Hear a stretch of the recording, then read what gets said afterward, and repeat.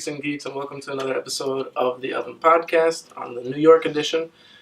On this episode, we'll be interviewing Cammy-Kun, an aspiring rap artist, or hip-hop artist, rather, producer, sound engineer, originally from Trinidad, and that's in the Caribbean. I had a wonderful time. It was a little bit of a short time, but I had a really interesting time recording with this young man, and he's got an interesting sound, and I hope you all enjoy it on this episode.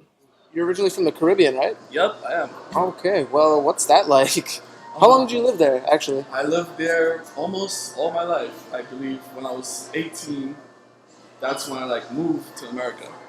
Oh, okay. And 18, 19. wow, what made you try to come out here? Was it your music? Not really. My mom always wanted me to be up here, and Okay. because of the shady promoters, not really promoters, but the shady guys who handled the business for that, they were shady and ended up getting delayed because I was supposed to be here since I was 10. Oh, really? Yeah, and it ended up getting delayed until I was 18, 19. Is it just the way that system works down there and stuff, or? I don't know. It's just a bad lawyer. And Oh, okay. It depends on which person handles this for you. Oh, okay. If they do a good job, they'll handle it. And if they do a bad job, then everything gets delayed. You gotta pay more money, and that sucks. But things happen. Okay. So what got you into hip hop? Because I know reggae is a big thing down in the Caribbean. It's funny you ask that because I wasn't even really into music. I was more into multiple genres, especially rock. And what got me into hip hop was after I graduated from high school, I started I didn't have cable, and then my aunt got cable. And when she finally got cable, I started flipping through the channels, watching stuff, and then I ended up hitting BET. And while BET was showing Rhapsody, and then since I was hooked, and I kept watching it for a year, and then after a while, I was I wonder how it sounds if I do that, because I always love how the other rappers go in the booth and spit, and I was damn, that is awesome. They're spitting action message. Yeah. And after some time, I was you know what? I'll do it for fun, just to see how it works out. Yeah, and then you got your confidence under you, and you. What's crazy is that I didn't really want to make music. I was just doing it for fun. But then there was a certain time where I was going to school. I used to go for computer technician and stuff. Okay. And I was super depressed to the point where I actually called my mom in bathrooms crying and shit. Oh shit. Okay. And she know I love music, and from the time when I went up there, when I was 19, I wanted to continue continue doing computers. She was no, you're not going to do that again. Just do music. Oh wow! Yeah. So your mom gave you that push. That's awesome, man. Because usually moms tell you to go get a job like computers. Man, that's awesome. That's awesome. You have that support system that I know, go right? on for you. I love my mom to death. Yeah. Well, shout out to Cam's mom. Good job. He's got some good stuff. So, who's your biggest inspiration as far as hip hop? Hip hop. I love Childish Gambino. Oh, He's dude, I love Gambino. That guy's. He's my favorite rapper. If it wasn't for him, I wouldn't have never been able to develop my sound, because when I was doing music and my parents told me to do it, I didn't know how I wanted to be, because at the time you couldn't spit your feelings and stuff into music, because they call that they said it was weak to do that. And Drake started doing it. They started calling him soft.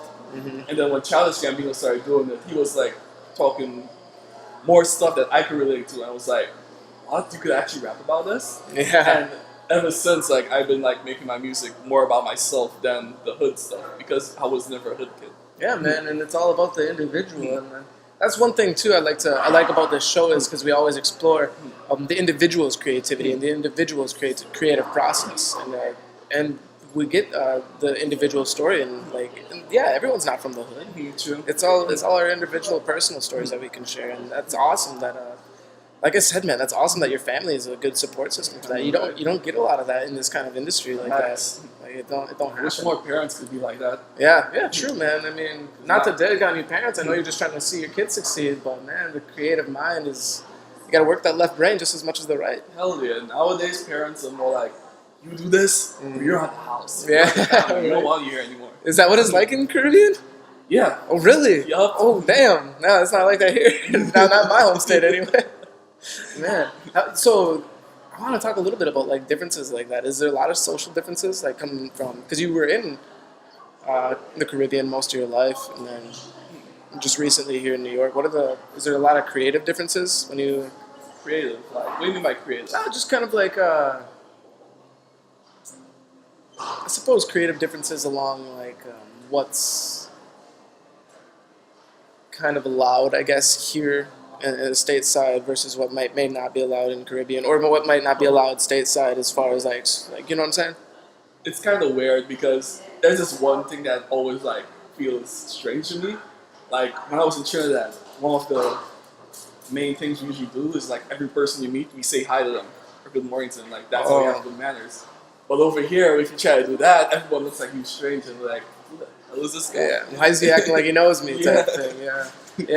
So it's like you have to be like two different persons at the same time because I have a Caribbean accent, and since I used to visit here a lot, I could like speak it like by thinking about it. Oh, okay, Yeah. okay, awesome. And then I know you were getting into. You said you were getting into alternative rock, right? You were.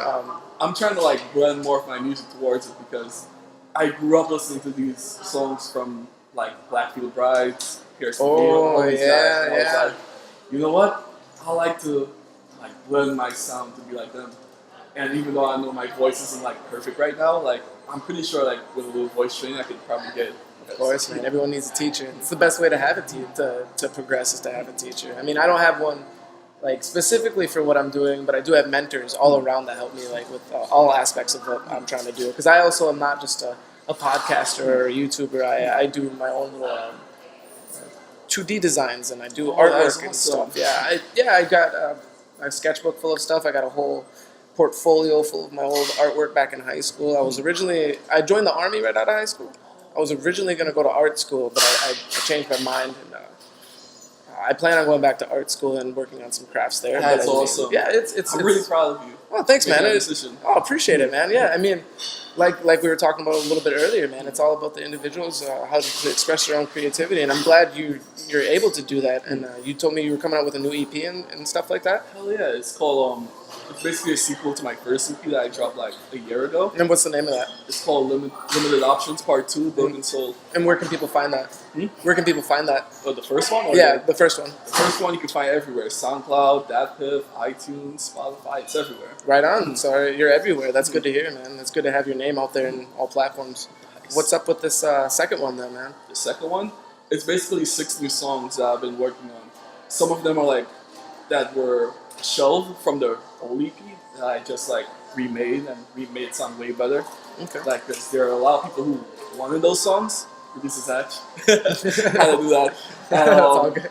And it's like they've been asking for it ever since, and I was like, nah, I'm not gonna like shelve this anymore. I'm just gonna like work on these and put them out. Okay, yeah, right on. Is there a specific theme or a message you're shooting for the second EP? It's like the first EP where I'm like talking about stuff that I go through emotionally and stuff, but this one I'm going way deeper than that. Like as deep as suicidal thoughts, depression, like learning how to deal with these and move on.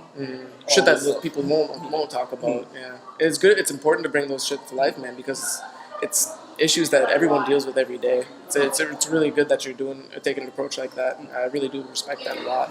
It's awesome, man. It's awesome. So, when are you thinking this EP will drop, man? It's probably gonna drop later this year, but it all depends on the budget.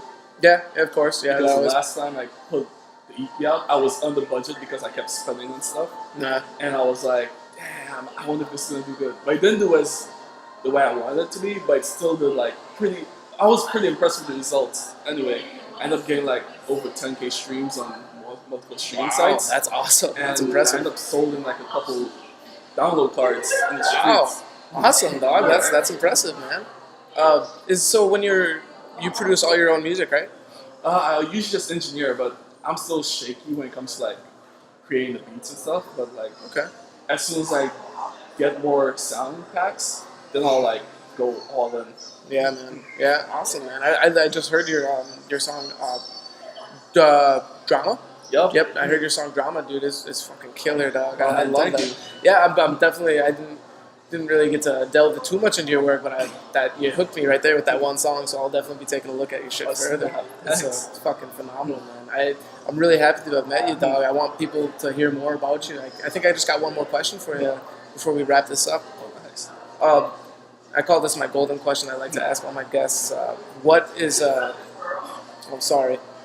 How does what you do, being hip hop or singing, making music, how does that improve your quality of life and also the quality of life for others? It's like a soul searching purpose for me.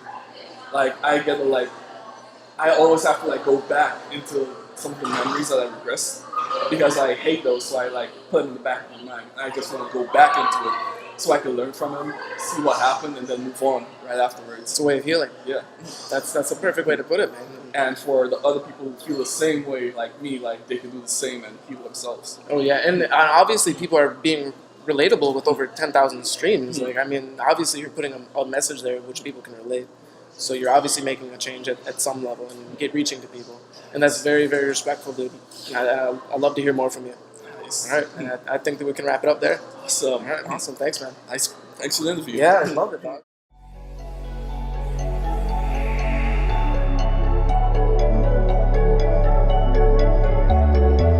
We ain't looking for the drama, get in my way and I'll lift up the karma.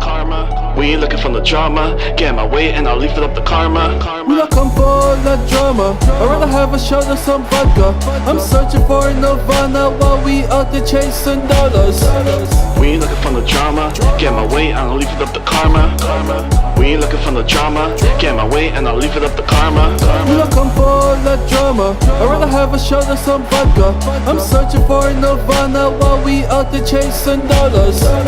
We ain't looking for the drama, get in my way and I'll lift up the karma. We ain't looking for the drama, get in my way and I'll lift up the karma. We ain't looking for no drama, get in my way, I'll lift up the karma. No fear around snakes, I'm a charmer. They wanna smash our heart, good thing I got armor. Everybody want beef for no reason, they don't give a damn if you're vegan. People act nice but they're demons, stay humble, they envy your freedom.